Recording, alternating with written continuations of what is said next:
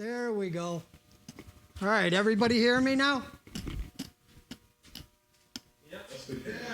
Okay, yeah, somebody's got to say something so I know. My name is Ron Tomash. I am the president of... Thank you. I am the president of Lake Erie Woodturners. I started the club in Lake and Ashtabula County about a year and a half ago, and so far it's going pretty good. I've been the... Yes, we can. They get you, Ed. We can hear you. Ron, we can hear you. They can hear you. Okay, all right. Anyways, I was the vice president of North Coast Woodturners for 5 years. I've been with the club for close to 20 years, but I have been voted in as president there now also. So I've got my work cut out for me. We're going to do a mini hat tonight. I was inspired into learning how to do these mini hats by seeing Mike Trucco, the then president of the Central Ohio Woodturners in Columbus, at a Pittsburgh club where I was invited as a guest. On the way home that day, I told my wife, I said, I'm going to learn how to make a hat. I don't care what it takes me. It took me 2 years to learn, to be honest with you. I've been taught by the best. I had Johannes Michelson at my house for 10 days. He did hands-on classes in my shop, demonstrated at 3 clubs that I belong to. I've taken a class from Chris Ramsey, who made a hat for President Bush, Dale Earnhardt Jr., Charlie Daniels, a couple of U.S. congressmen, and the governors of, I think, North Carolina and Kentucky. I'm going back again in January. He's just an absolute artist. But like I said, it took me about 2 years. I'm going to show you a couple pictures here, I think, if I can get it. 4 on the keyboard. Okay, I guess I can't show them to you. Either one, I don't know. Oh, you know why? There you go. There we go. Get rid of that picture-in-picture. All right, disregard. I don't know why it's there. I'll take care of that later. Anyways, I make a few different hats. This is a cowboy hat. The difference between a cowboy hat and an Outback hat is the cowboy hat has a wider brim because you want it to curl up more. An Outback hat is almost level. That's a fisherman's hat I made. The brim on that is wavy in every direction imaginable.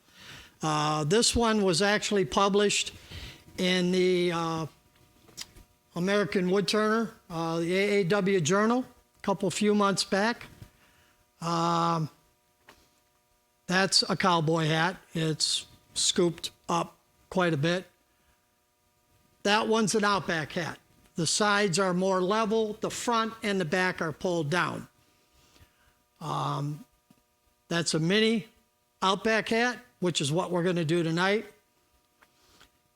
And that's just another picture of it. So, okay. That's all the pictures I have. My blanks, I sent a flyer, by the way, to Barbara, and it's available to all your members for free download on how to do this mini hat. The one correction on that article, or that instruction sheet, that was actually written by Chris Ramsey. It was given to me by Chris.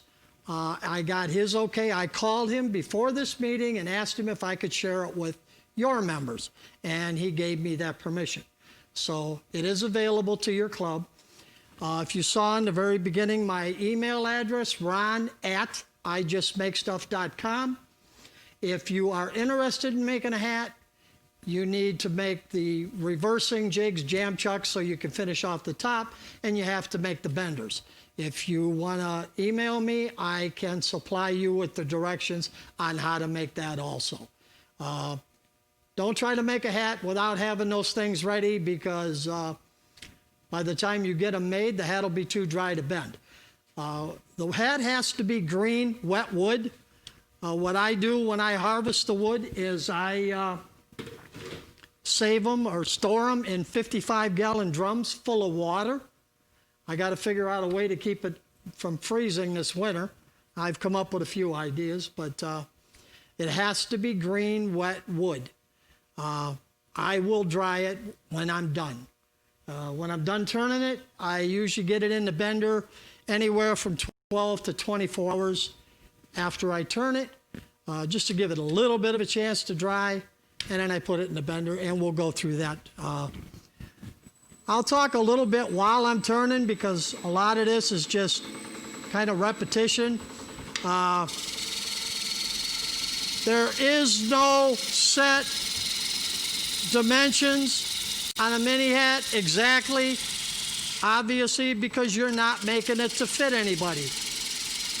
On my full-size hats, I can actually measure a person's head with a Curvex ruler, make a pattern of it, and make a hat to fit.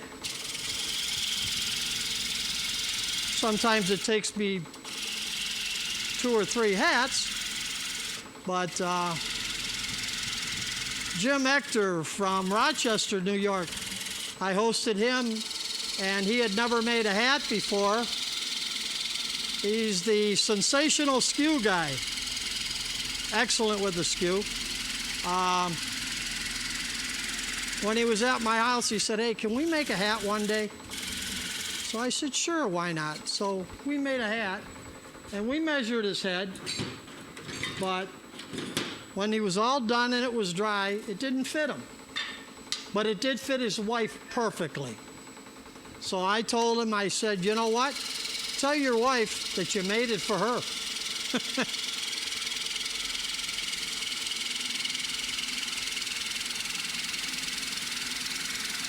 It usually takes me for a mini hat roughly an hour, hour and 15 minutes. A full-size hat, I'm not very fast or not as fast at it as I'd like to be. It takes me about 4 hours. Johannes Michelson can do it in about an hour, as can Chris Ramsey. And if I ever get that good, I'll be really happy. I do sell my hats. Actually, lately I've been selling quite a few of them. I'm going to a show this coming Sunday. I guess it's a winery. It's kind of a high-class winery, and limited attendance, reservations required, so they limit the number of people that are there.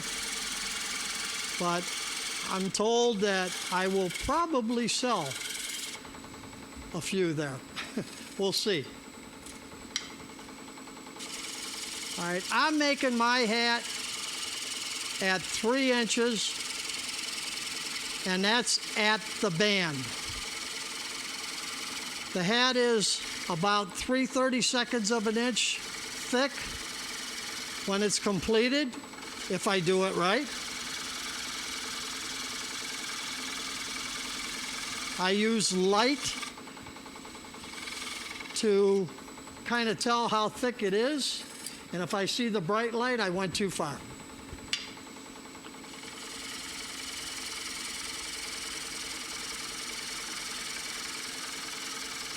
Now, an Outback hat normally is about 4 inches in height, and the brim is 3 inches wide. On a cowboy hat, it can be anywhere from, we're right at 3 inches, right there. From there,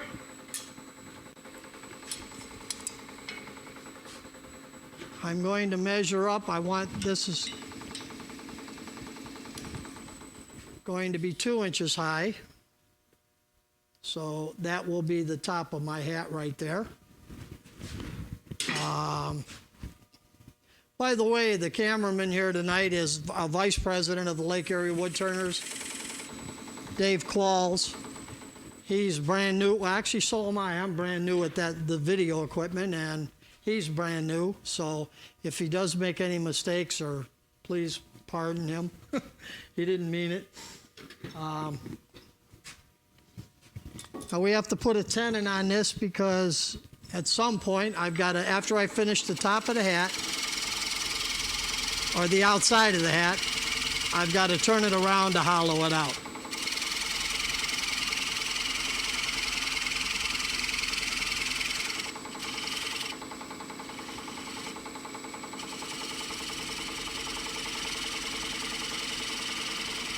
All of my jaws, my chucks are dovetail, so I need a dovetail jaw or tenon.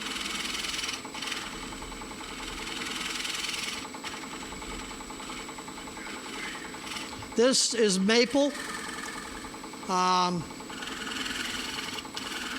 It's probably the easiest wood to use because the light shines through it the best.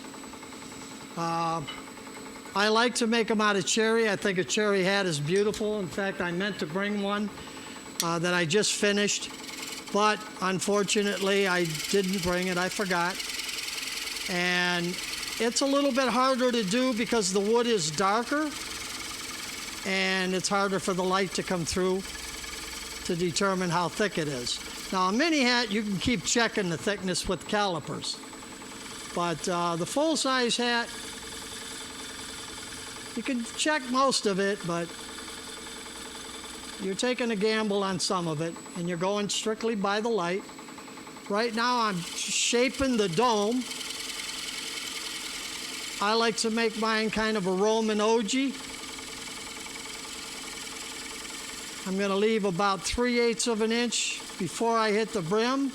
That will be the band. The band is about a 32nd of an inch bigger than the hat itself.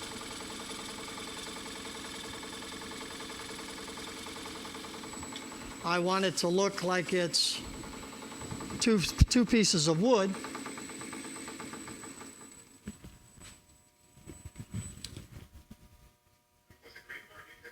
I'm sorry? What orientation? Grain or side grain? Oh, this is side grain here. This tree, when I get my blanks, this is the outside of the tree, the bark side of the tree, and it grows like this. I split the log in half, and then I have two heads. Like I said, mine actually, I get mine from the inside of a full-size hat. I take a McNaughton coring tool and I core it out with a straight tool, and I get this hunk of wood. And this I throw in a bucket of water so it keeps it wet, and these are my mini hats. You do not have to make a big hat to get a mini hat blank. You can go out and cut a branch. Cut about a 10-inch diameter branch, about 8 inches long, and cut it round. You can do that on a bandsaw. On my big hats, I literally cut it as close to round as I can get just using a chainsaw. And I could put it on my bandsaw. I have a bandsaw that's big enough to trim it round, but I've had too many bad accidents or bad situations trying to turn something that big or cut something that big with and that irregular with the bandsaw. Twice I've had to make a trip to the hospital, and I don't want to go there anymore. So I just I use the chainsaw now.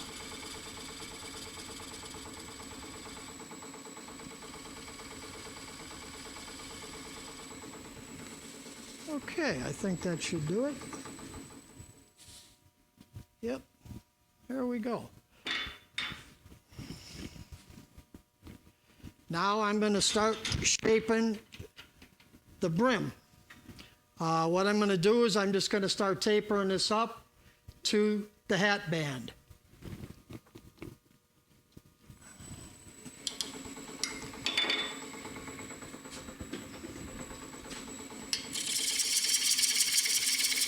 I usually go in, because this is an Outback hat, I'll go in straight for about a ½ inch and then start curving it up to meet the band.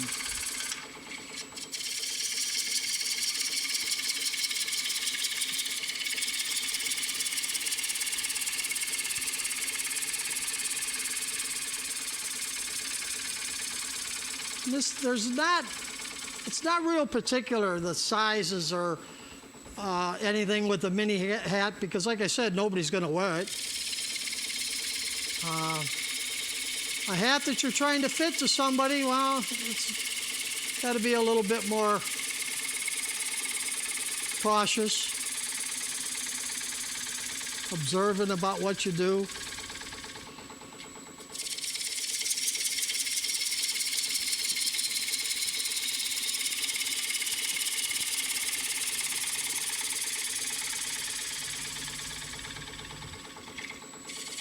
Now, if you just go out and cut a branch to do this, you're going to have to put a faceplate on the bottom side of the hat to do all of what I'm doing now.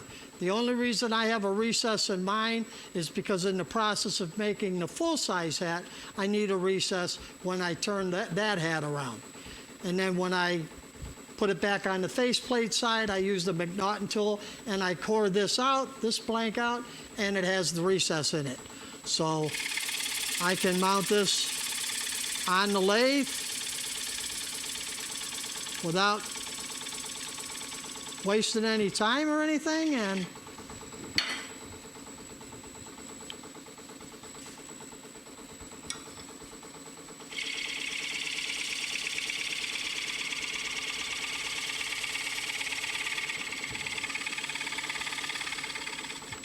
you want to try to get as good a cut as you can with this, because this is wet wood.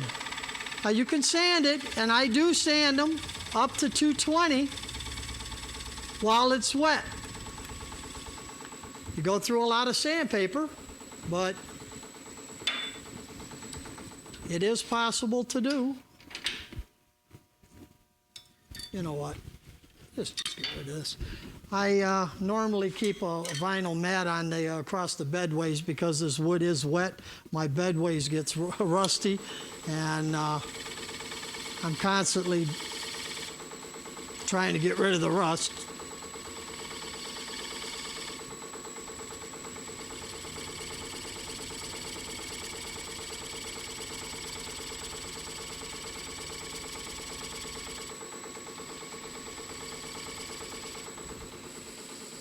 Yep, okay.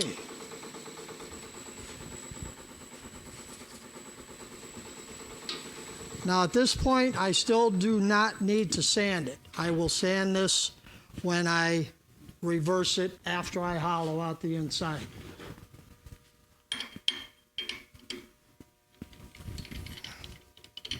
But that's the outside top of the hat. This will obviously come off when we finish off the top. That's kind of an interesting part because you cannot measure that. You have to rely on the light. And that's where, if I make a mistake, that's usually where the mistakes happen. Because I don't have a way of measuring it. And a lot of this wood can be very deceiving. What the heck?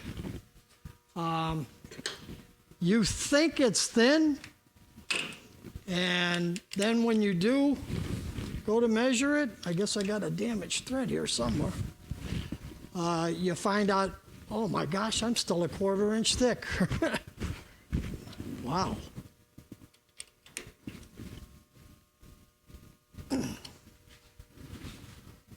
That wasn't good, was it? It's turning true, though. That's okay.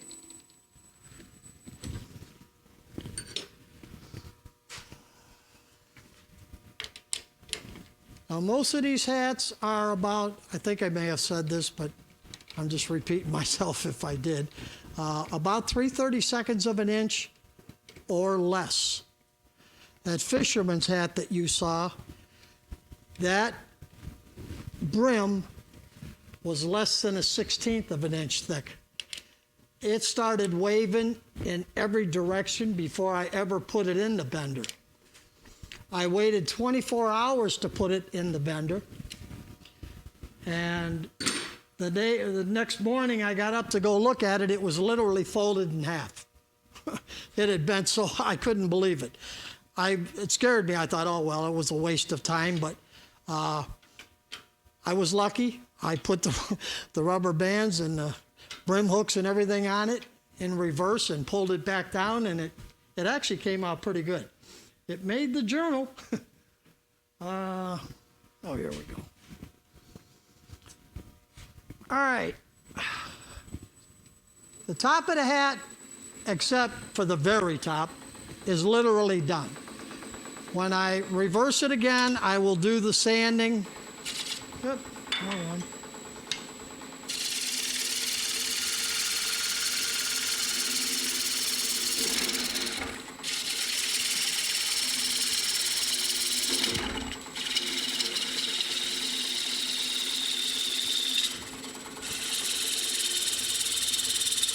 A little story about the first known wood hat to ever be made.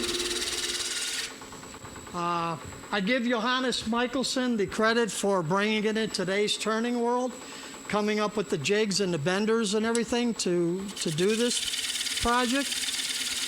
But in reality, the first known person to make a wooden hat was William Murdoch in 1779. He went to apply for a job with Matthew Bolton, and he had this hat. He was twirling it on his finger during the interview. And Matthew Bolton said, I've never seen a hat like that. What is that hat made of? And it was called back then Timmer, Timmer, not tinner. And he said, are you kidding? He says, how the heck did you do that? He said, I turned it on a bit lathe of my own contriving. Well, I'll tell you what, it got him the job, because Bolton said, anybody with that kind of talent is the kind of guy I want.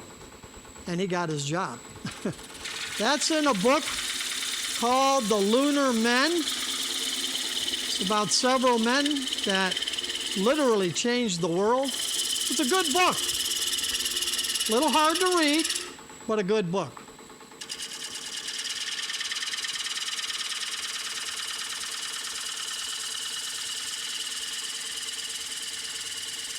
Now at this point, I can still measure this pretty easily.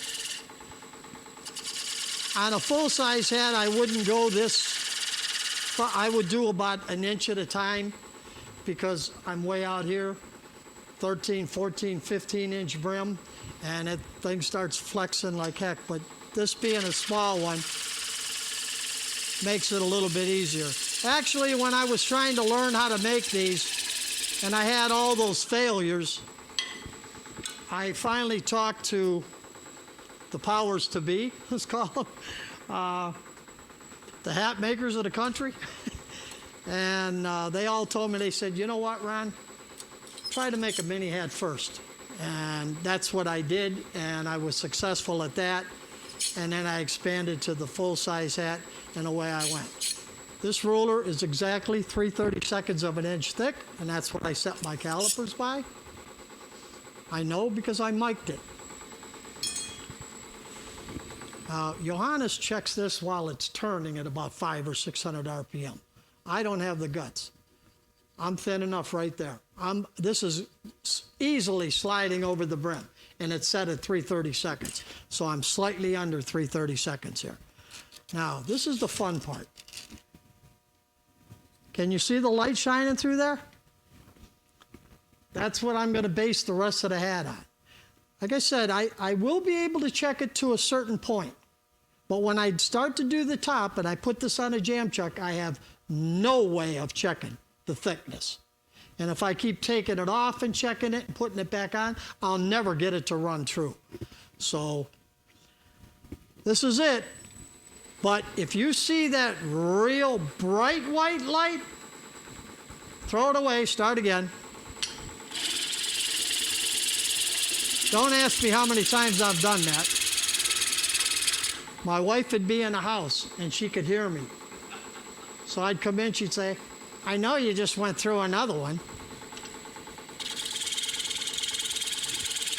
Really, I wasn't screaming that loud, honey. This grind that I'm using on this particular tool, you know what I need a piece is white, well here. Should be able to see an overhead view, Dave? Overhead view, okay. This is all ground by hand. This is the grind that Chris Ramsey uses.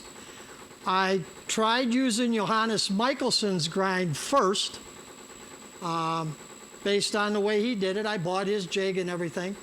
There is no jig to put this particular grind on, at least none that I know of. And it took me a while to learn how to do this too. But I have more luck using this grind than I do Johannes Michelson's grind, which happens to be right there. I don't know if you can tell, there's 3 facets on this. And it's much pointier. This one, it's real easy to poke through the top when you're trying to clean up the inside.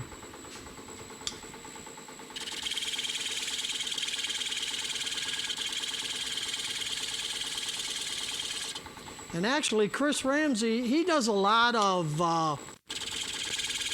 natural edge burl bowls. I mean, he's got some pretty elaborate stuff. And this is the only gouge he uses.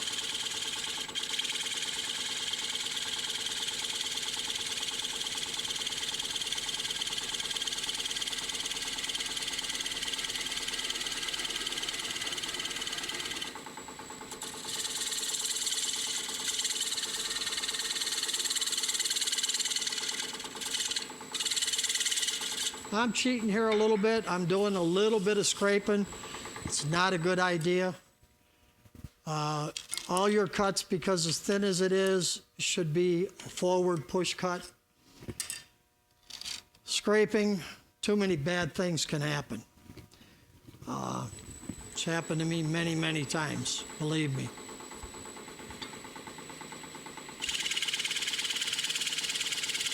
In fact, if you do a class with Johannes Michelson, if you do a pull, cut, and scrape, he'll throw you out of his shop.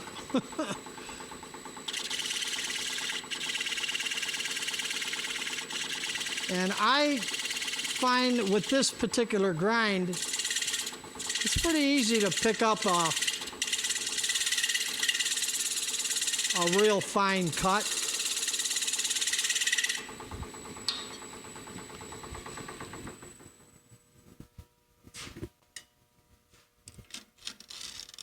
You can see the and the other reason it's so pliable is because it's wet.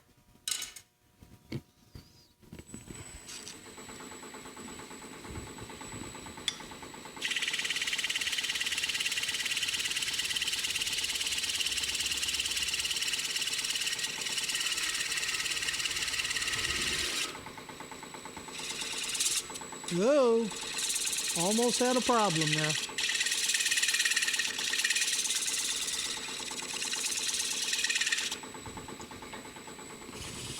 Trying to do this a little bit faster than I normally do, because I really do want to show you how to color that band, and then of course just stick it in the bender. I have another one that I did this morning, and that's the one we'll put in the bender. Because I would want to sand this one and everything before. I put 1 coat of lacquer on it after I sand it, on both sides, inside and out, and that's just to keep moisture out of it, slow the drying process down a little bit, and to keep dirty fingerprints off of it.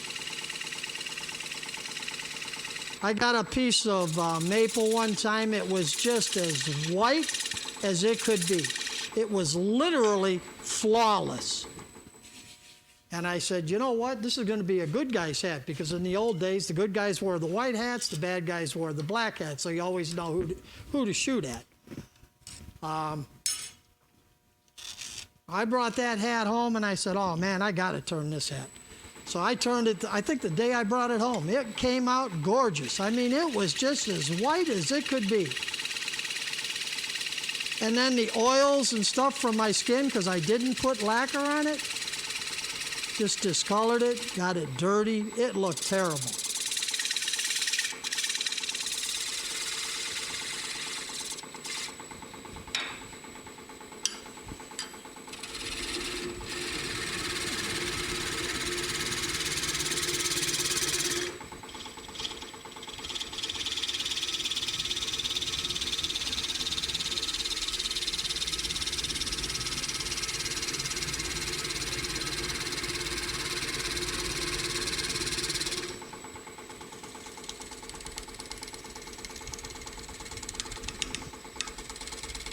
Now in the big hats, I don't have to do this, because I would use a coring tool, and I would just go in at about a 15-degree angle, and I'd core it out to get the blank that I'm using right now.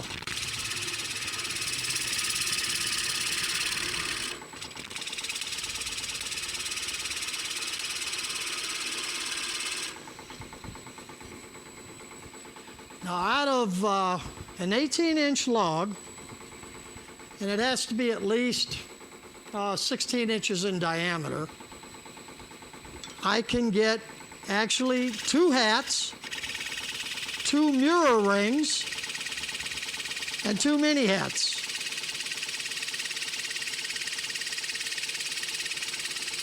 I sell my full-size hats for $279. I sell my mini hats for $99. And I sell the mirror rings either $89 or $99, depending on what wood it is. If it's cherry, it's $99. If it's maple, it's $89.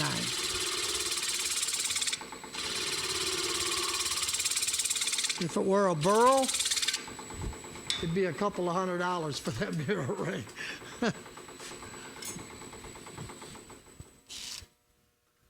And believe it or not, ladies and gentlemen, I do sell them.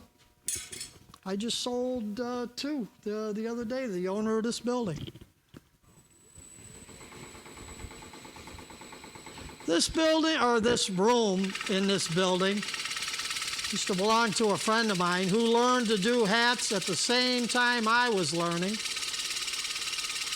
He's helped me a little bit start this Lake Erie Club. And he knew he wasn't going to last too much longer. The doctors gave him 2 years to live, 6 years earlier. He had cancer, and it was throughout his whole body at the time. So I actually bought his old lathe, so I have this lathe here is mine. It's a Vic Mark. I have 2 Powermatics at home. One of them I bought new, and the other one I bought from Ken. And it was funny because I paid him for it long before he died. When he told me how much he wanted, I went to the bank, got the money, and paid him. And I came back to this very room, and I counted out the money, and he says, hey, I'm not ready to sell it yet.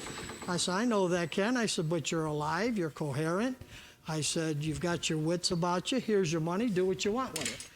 When you do go, I know where it's at. And I came and got it. Then one day, our club started to get a little bit bigger, and I needed someplace bigger to meet. And I was just driving by here. His cousin owns this building.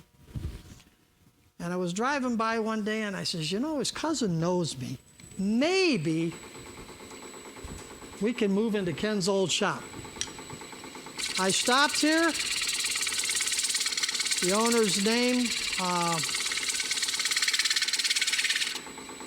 Pat.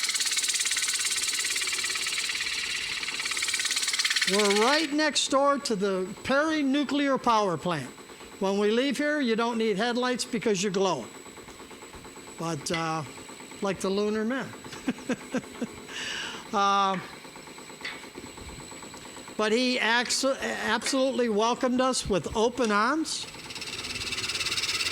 He knew Ken and I were good friends, and here we are. I have keys to the building, code to the alarm. Our room is set up with all the camera equipment, the staging rigs and everything, and I never have to take it down. All I have to do to come in when I set up is turn all the switches on and cross my fingers. Now, unfortunately, I apologize for this, but I am going to be blocking. You know what? Turn on the webcam. Was it for 3? No, it should be 3. There it is. No, 3. 3 on the keyboard. There you go. I have a webcam here on a gooseneck. Hopefully you can see some of it that way. And hopefully you'll see the light coming through here too.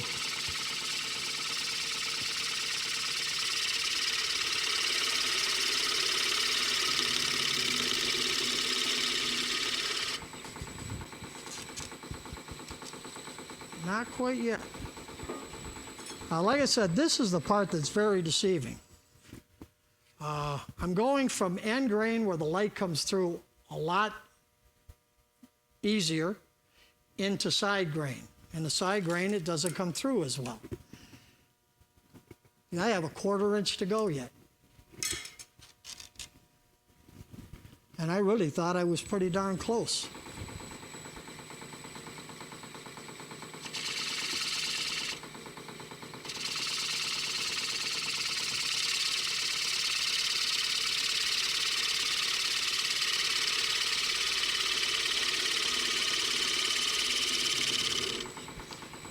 And obviously, just like any other hollow form or bowl, you're trying to follow the contour of the outside. I really don't know how Johannes does this while it's moving. And still, I'm about a little over an eighth. Well, he doesn't, I will say this, he doesn't go around the corner, but he goes into it. Once it slips down inside, then he goes, well, I must be thin enough. But I think he's got something like,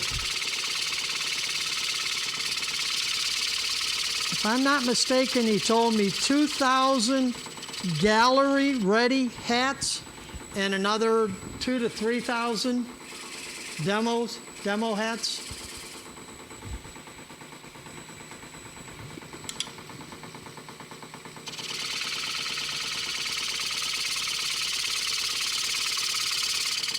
By the way, when I finish this hat completely,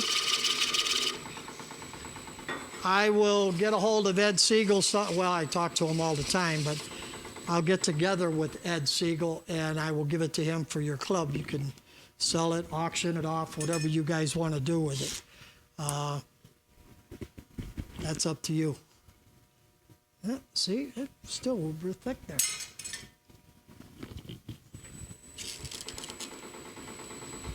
But I spray lacquer mine, and I don't spray just one hat. I use an HVLP gun and I forget what they call that. It's not a compressor, but it's pretty much like a compressor. It's not. Can you see the light coming through that? Yeah, a little bit, huh? Once I get around the corner and I get to where, see, it's tight, but we're there. We're getting there now. Once you get it down to there, the rest of it goes pretty good.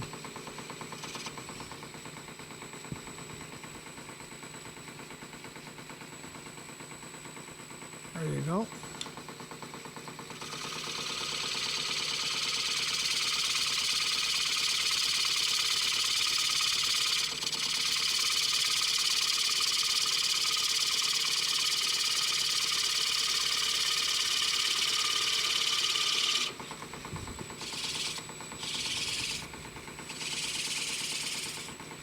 I don't think it shows up a lot in the camera, but I can see the light through there. There you go. Should see it there. Maybe if I... Nope, that ain't going to do it. Here. I don't think so, Dave. I don't... There you go. See that? Now, like I said, I can... I'm sorry? I didn't hear what they said. Okay. Believe it or not, that's still thick. This is 3/30 seconds and it's dragging a lot.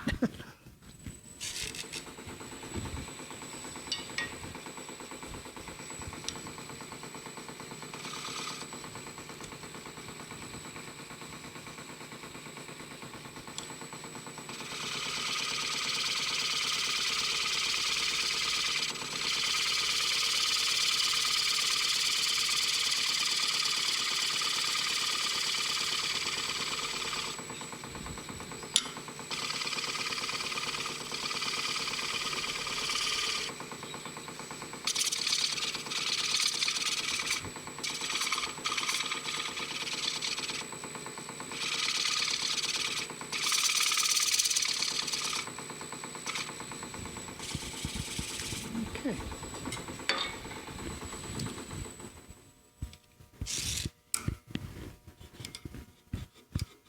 There we go. I'm okay down by the band. What am I? Oh, I'm caught on the wire here. Is this? Yeah, I'm caught on this wire here. That's all right. I'll be all right. It fell down in my arm. Yep.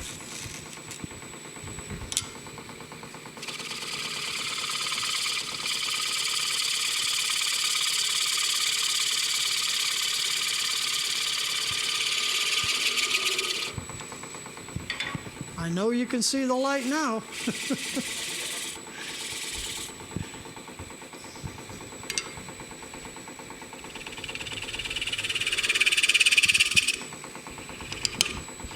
I'm going to have to turn this light back on.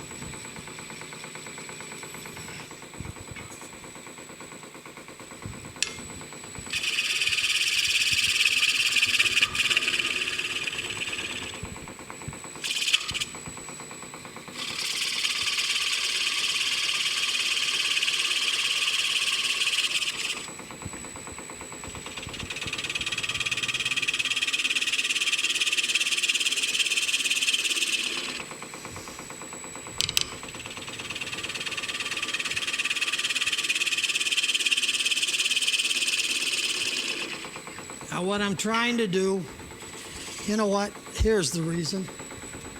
1 second, my power pack fell off. I got to hook it on my pocket here so I can, there we go.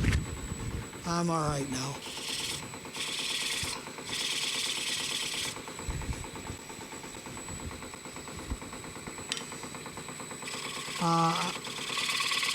It's a little bit tough to get up in that corner. I need to get, again, I want the inside to look just like the outside does. And if you see this hat here, front view here, I have to cup that out in there so that it matches the crown on top.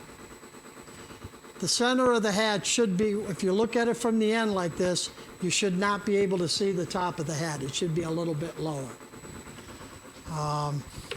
But it doesn't have to be.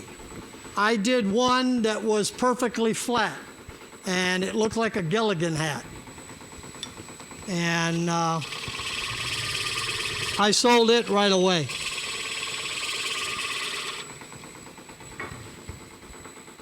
Another way you can tell where you're at as far as height is shine a light inside. You got a top view? And you can see the light coming through, so you know approximately where you're at.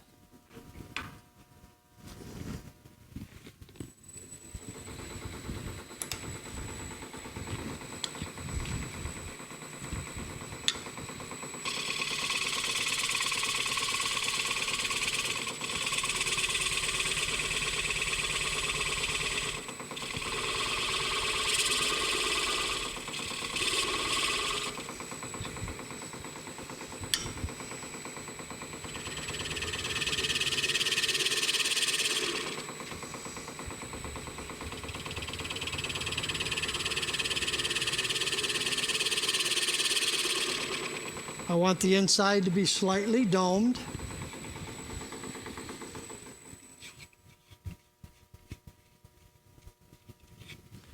And normally I have, and I didn't bring it with me because I didn't think I'd actually get this far with this one. Oh, I'm doing pretty good on time, huh? I use a termite tool just for the top. It's the only thing I use that tool for. I don't really care for the tool. But for the very top of this, it gives you a pretty clean, smooth cut.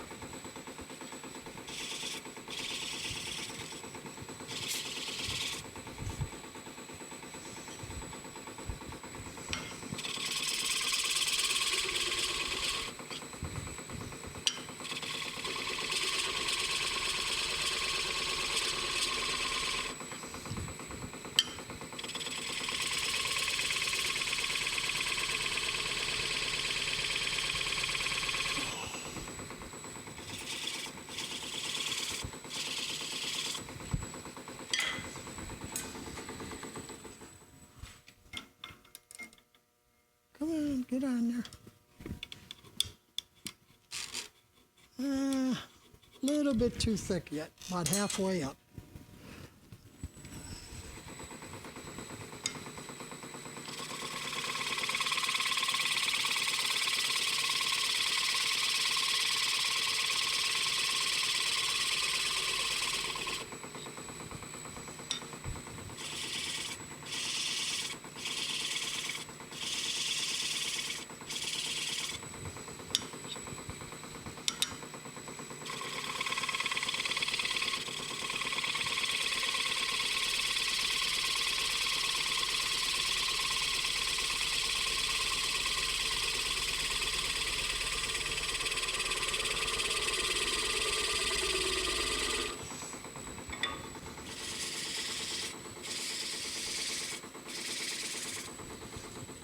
And make sure you keep your shavings out of there because shavings are your enemy in there. They back up on that tool. You get a catch. Because of how thin this is, you're just going to break it right off. Again, don't ask me how I know. There it is. This is the exact same tool. It's just a 3/8, that's a 1/2 inch. Ground the same way.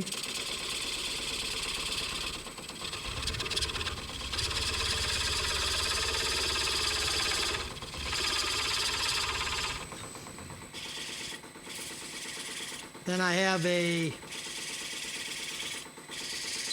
a 1/4 inch tool. That's the same grind, just to clean up that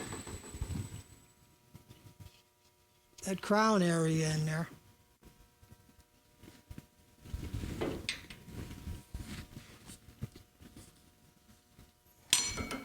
This is not working too good here, is it?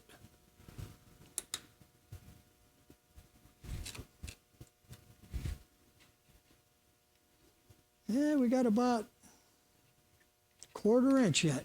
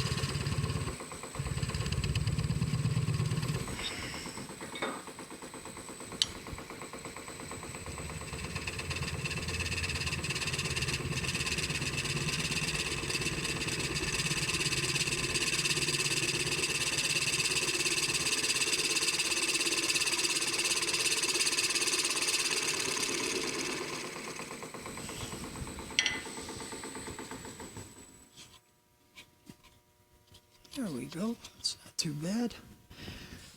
One more time up in the corner, and we'll turn it around.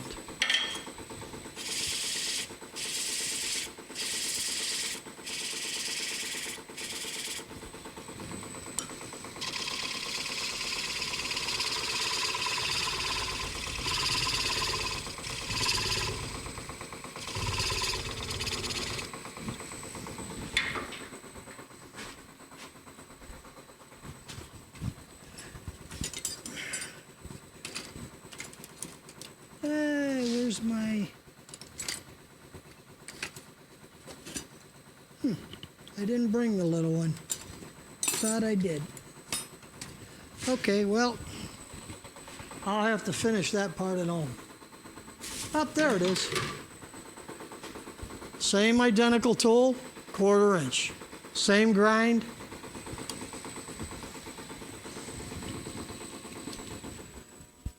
This one, though, you kind of do have to move your tool rest in there and get some support because it's so thin, it just bounces.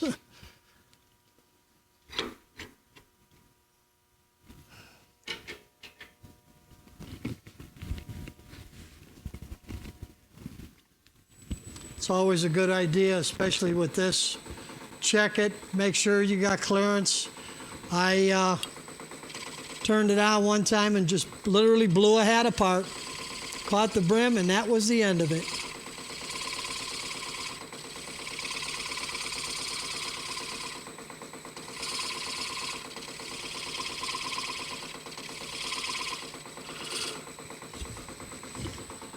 Okay.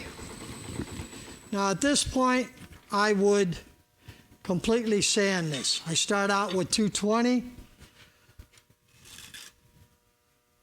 120, 180, 220, and that's it. I'm done. I don't actually need to sand it too much more than that. When I spray the lacquer on it, I use a vinyl sealer mixed 50-50 with thinner, and I put 5 or 6 heavy coats on, I mean to the point that it's ready to run. And then when I put the final coat of lacquer on it, it's a coat mixed. Yeah, I got to definitely do something about this. I move my hat so I don't destroy it.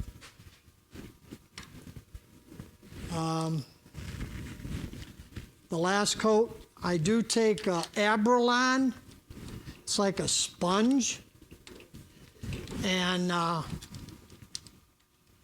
see what the problem is. Yep, I had a little burr right there. I'll just take a file and clean that up. I'll be all right.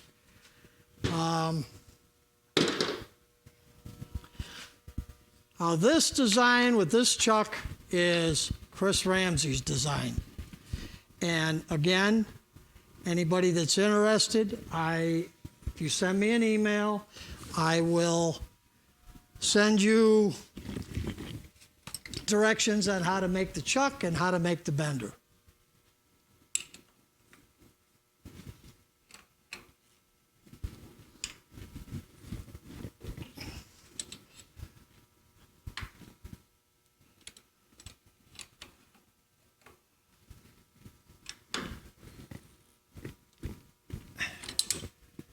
Okay.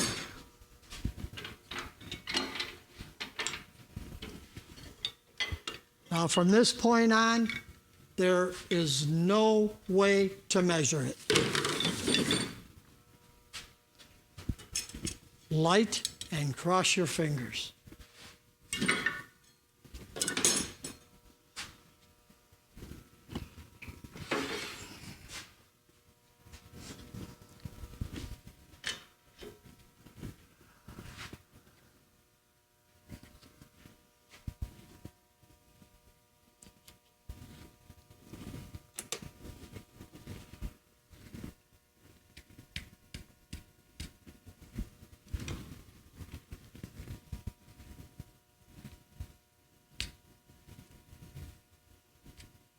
You're never going to get this perfect. As close as you can, and go.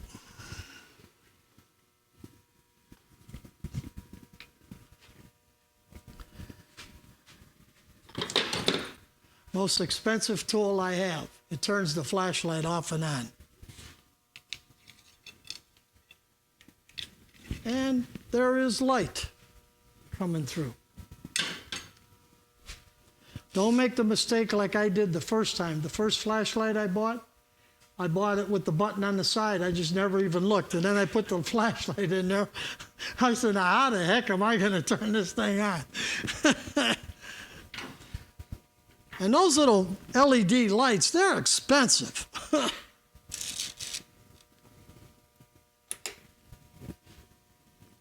going to turn this one off. I think I paid like $25, $26 for this little bitty flashlight.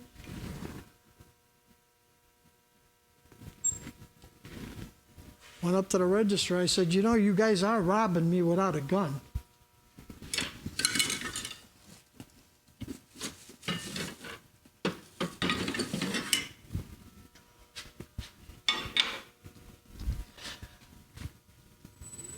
Like I said, I would have sanded the other side, 3 grits. I would have put 1 coat of lacquer on it, and then I would have let it, because the lacquer dries pretty quick, I would have let it sit for half an hour, have a cup of coffee,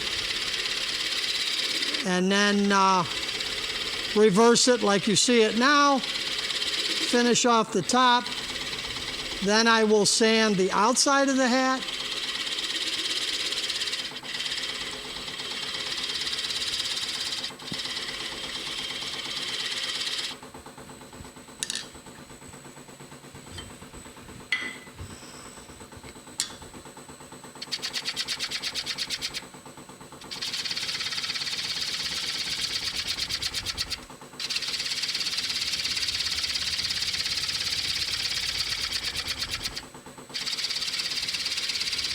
And this is where you can correct if you did not go up high enough on the inside. You can correct it here by taking more off the top.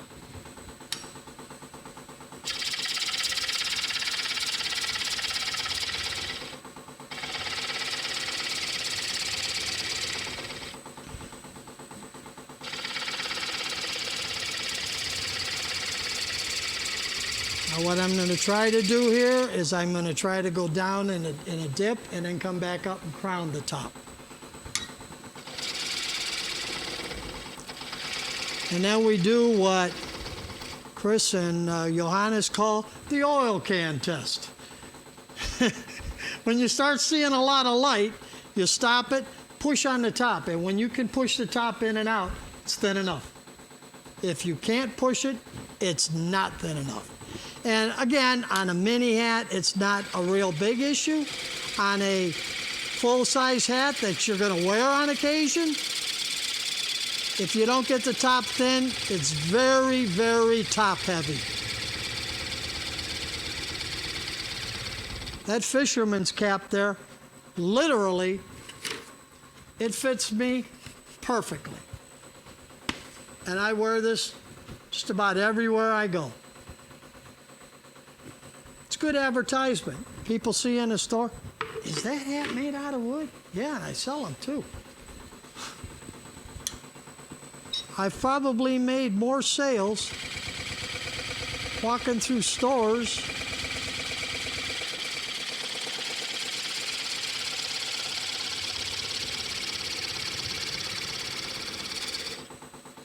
I think I have a total of about 5 years doing these.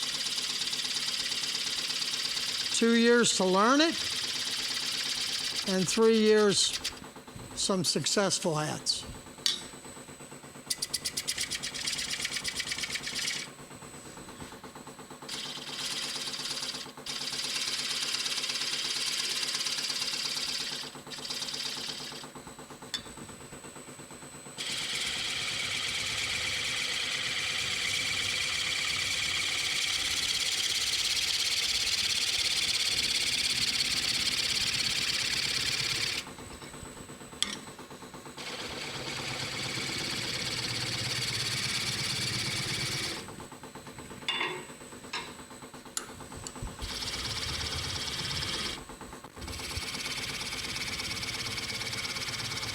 When you're doing the top, don't be too aggressive. Because there's not a whole heck of a lot. Surprisingly, it holds on pretty well. But that's a piece of neoprene on there. It's about 1/4 inch thick. You can, I bought it at Amazon. I bought a roll of it, about 18 bucks. I think it's 5 or 6 feet long. I was able to do about 3 chucks.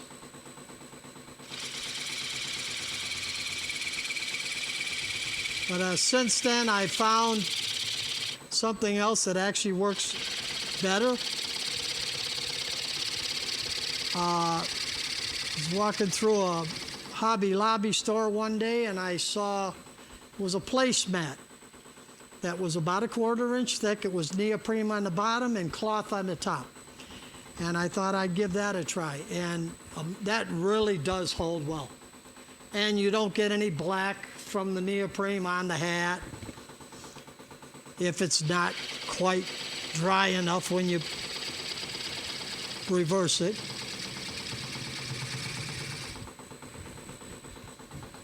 Let's see if we get any movement yet.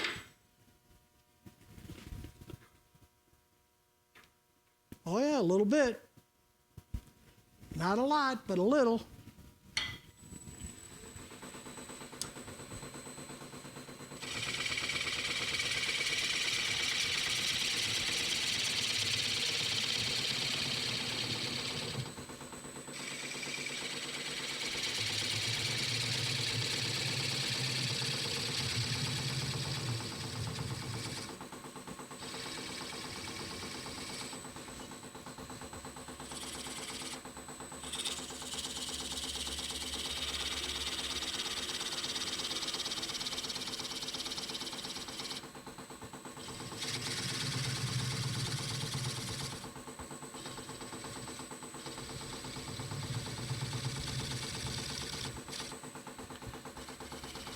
Especially here, don't be real aggressive cutting off this nub, because if you try to push through, you're just going to pull the fibers out and you're going to have a little hole right in the middle.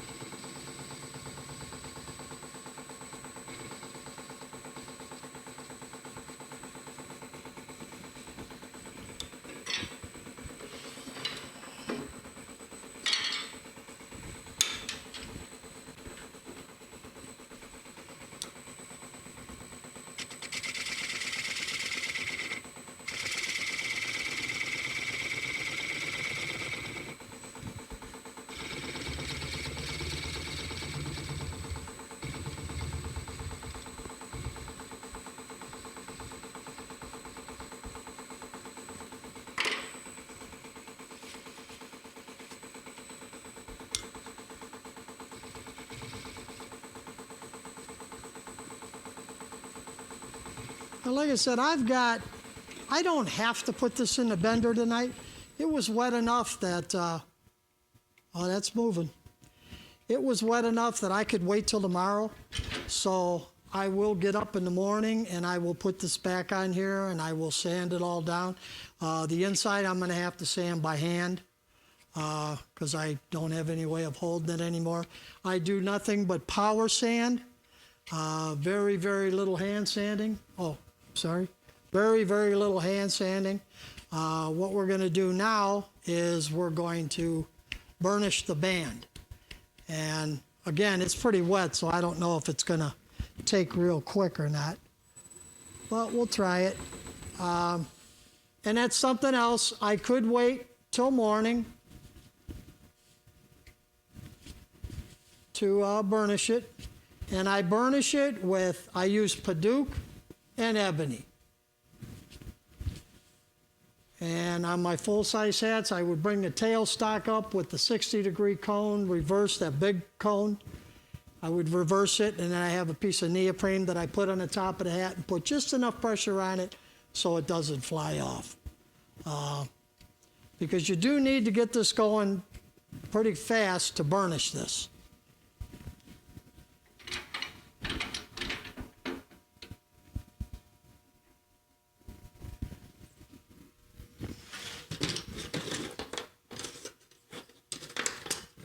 using ebony and Paduke. And all I'm doing, yeah, top view, good, top view. Overhead, overhead. Okay. These are sanded down like a chisel. They're pretty sharp. But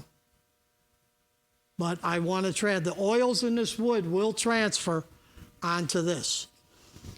I turn it up 500-600 RPM, and I really put some pressure on it. Again, this may not get real dark now because it is pretty wet, but we'll try it. Let's put it in the corner. Up! And it cracked. So we'll have to make another one. Not tonight, but...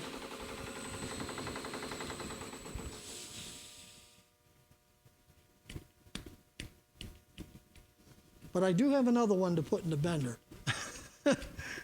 So you'll get to see that. Again, like I said, what I would do was with that big cone or something, rubber chuckies, I've done that already.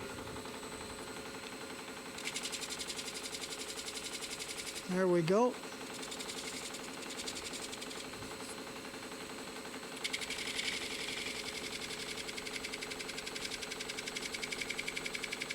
Okay.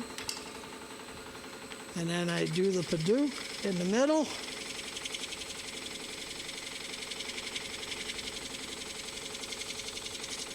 Yeah, I'll have to wait till morning. Well, it's cracked anyway, so it isn't going to matter. But I will make another one for your club. Actually, I can give you the one that we have here. This is one that I did this morning. Just in case I didn't get to the top of that one tonight, I could show you how it's done. Turn the flashlight off with my very expensive switch. The jigs for bending are very simple, very primitive. Yeah, overhead probably. Okay, it's just a couple of uprights. These are 1/4 inch. I don't know, 8/10. It doesn't matter how long they are. Somewhere in between, put a threaded rod. I put these nuts on here because it's just easier for me. I'm 72 years old. It hurts my fingers if I use wing nuts. But just on a block of wood, make sure that the grain is running the way you're going to bend it. Okay, and in this case, it would be like this. So it goes just like that. Slide it down almost to the brim. Snug it up. Now here's where people will, they make their mistake. They tighten it up. It's not bending. So they think there's something wrong and they got to tighten it more. Don't. Because believe me, let it go overnight, come back in the morning and check it, and you're going to see how much it bent. If it isn't bent enough yet, tighten it up a little bit more. But don't try to do it all at once. Now, just to give you an idea, I'm at 2 7/8 that way and 3 1/8 that way. It's already gone a 1/4 inch. You can move it. I've moved them as much as 1 3/4. An inch between the width and the length, 1 3/4 difference. But I don't do it all at once. As long as you get it done within 36 hours, you're okay. It's not really going to dry that quickly. There's 2 kinds of water in the tree. Most of you know, I'm sure. Free water, that's the water that's coming out. Well, you can't see it on the screen, but it's in front of me. That's the water that's coming out as it's spinning. I have shower curtains on the front of my lathe and behind me at home. I had to put sheet metal up on or aluminum up on the ceiling because my drywall was getting soaked. My bedways gets solid rust. I have to constantly clean them. Cherry is the worst. You do cherry, and I mean, it's just, oh, it's terrible. It takes me longer to clean the lathe than it does to turn it. Now, as far as bending the brim, very simple. Another expensive tool. These cost about $8 for 500 of them at Amazon. This is a 7 by a quarter, and I have 8.5 by a quarter. Hook it on one end, bring it around, hook it on the other, spread it out a little bit, and it will start bending down. In fact, it's already bending. I don't know, see, top view? See how it's starting to bend already? Not a lot, but it's not going to move now. A little bit at a time. And then what I do on the front and on the back, on an Outback hat, I just do it on the front. On a cowboy hat, I do it on the back and the front. I have what they call brim hooks. They're just little hooks that made out of wood that slide over the front, and they come up a couple inches high, and I put a rubber band around all of them and pull these up. So the side is getting pulled down, the front and the back is getting pulled up. And that's how you get this one here. What I did on this one here was I literally, in the bender, you can see how wavy it is, I just took little clamps all the way around it. And then I took rubber bands and I pulled it whatever way I wanted that bend to go. And like I said, I got up in the morning and I couldn't believe it. This one was literally folded over here. This side wasn't too awfully bad, but I said, oh my, and I was lucky. I just put the clamps back on it, put rubber bands back on it, pulled it back down the other way, and I waited about 4 or 5 hours, and then it was good. After you get the bend in it, when you're happy, then you can get those lamps that you buy at Home Depot or Lowe's, those silver lamps that hold a standard light bulb. You use them in a room that you're painting in when you don't have any light in there, or your shop or whatever. I'll put one on the top and one underneath, and I'll heat it. I'll heat it for, well, you can heat it as long as you want. It doesn't make any difference. It's not going to hurt it if you leave it a week. It won't hurt it. But it's usually dry in 24 to 36 hours. Because it's so thin, the only water left in it is the cell water, and that'll dry pretty quick with heat. I use 100-watt light bulbs. Those are harder to find than anything else. Everything is LED now. But Lowe's still has them, and Walmart still has them. Actually, I bought a case from Walmart the last time I was there, so I'd have them for quite a while. I also have a homemade kiln that I made out of a freezer, and I have a couple of 100-watt light bulbs in the bottom of that to heat my kiln, heat my freezer. That's another story in itself, but it works. The only thing with a kiln, don't put 1 or 2 pieces of wood in there, turn the heat up, and expect it to dry. Guaranteed it will crack. The best way you can do it, ask Cindy Droza, that's where I got my information from, and when she told me I did it, it was right. I literally stuffed that freezer full of wet wood. A neighbor's tree came down, it was 36 inches in diameter. I took the tree down for her. Of course, I got to take all the wood I wanted, and I put a lot of it in the kiln, and believe it or not, in less than 2 months, it was dry enough for me to turn finished bowls. I rough turned them, filled that kiln up. For the first 2 weeks, every time I opened the kiln, water was just dripping everywhere. About the 3rd week, all of a sudden the water starts leaving, it's gone. Still getting warm. I maintain it about 110 to 115 degrees just on 2 100-watt light bulbs. But I start out with 1 bulb, let it warm up, 95, 98, leave it go for a week, screw in the other bulb, and get it up to anywhere between 100 and, it struggles to get over 115, but I have gotten 115, 118 for another couple of weeks. Then I turn it off. Turn the bulbs off, just leave the kiln go. Just leave it sitting there.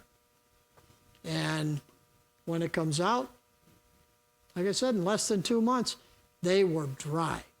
I made about 5 or 6 bowls for her, a couple of nested bowls.